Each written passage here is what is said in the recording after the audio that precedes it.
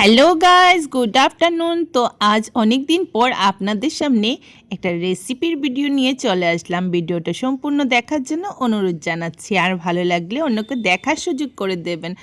আর আপনারা সবাই কেমন আছেন? আশা করছি সবাই খুব ভালো আছেন, আর আমিও খুব ভালো আছি।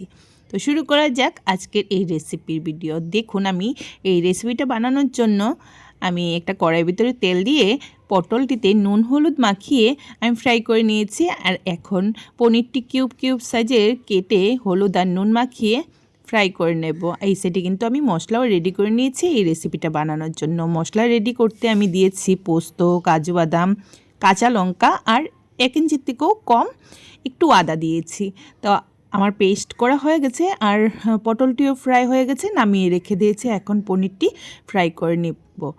আর দেখুন, এই যে গেন্ডার জারটা ধুয়ে জলটা আমি একটা বাটিতে নিয়ে নিলাম, আর সেই বাটিতে কিছুটা পরিমাণে মশলা আমি অ্যাড করে দিচ্ছি। শুকনা লঙ্কার গুঁড়ো আর হলুদের গুঁড়ো আর জিরা আর ধনিয়ার গুঁড়া একসাথেই আমি এখানে দিয়ে দিলাম। তারপর আমি একটা চামচের সাহায্যে ভালো করে মিশিয়ে রেখে দিয়েছি। এখন পনিরটি ফ্রাই হয়ে যাওয়ার পর আমি নামিয়ে নিলাম।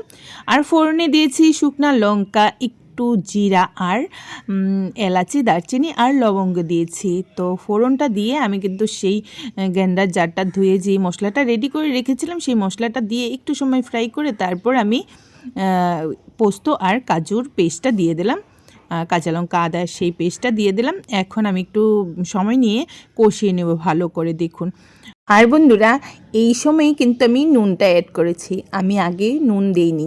তো নুনটা যে যার পরিমাণ মতন অ্যাড করে নেবেন। আর মশলারও পরিমাণটা আপনারা যে যার পরিমাণ মতন একটু কম বেশিও করতে পারেন।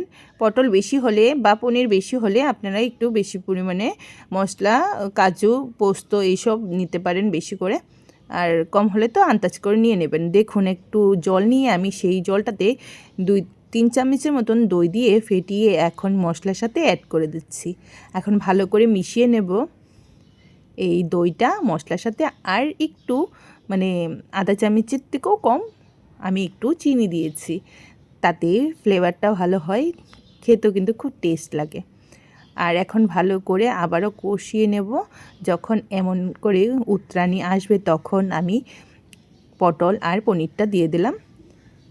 এখন রান্না করে নেব অল্প সময়, তারপর আমার রেসিপিটা রেডি হয়ে গেছে। এই সময় কিন্তু আমি একটু গরম মশলা দিয়ে দিলাম আর 1 চামচের মতন ঘি দিয়ে দিচ্ছি। সেই সুন্দর গন্ধ এখন কিন্তু বের হয়েছে। আর বন্ধুরা, আপনারা একবার অবশ্যই বাড়িতে বানিয়ে খেয়ে দেখবেন, অবশ্যই সবার খুব ভালো লাগবে। আর ভালো লাগলে অন্যকে দেখার সুযোগ করে দেবেন শেয়ার করে। আজকে এই পর্যন্ত, সবাই ভালো থাকবেন, টাটা, বাই বাই। আবারও দেখা হচ্ছে নতুন একটা ভিডিও নিয়ে।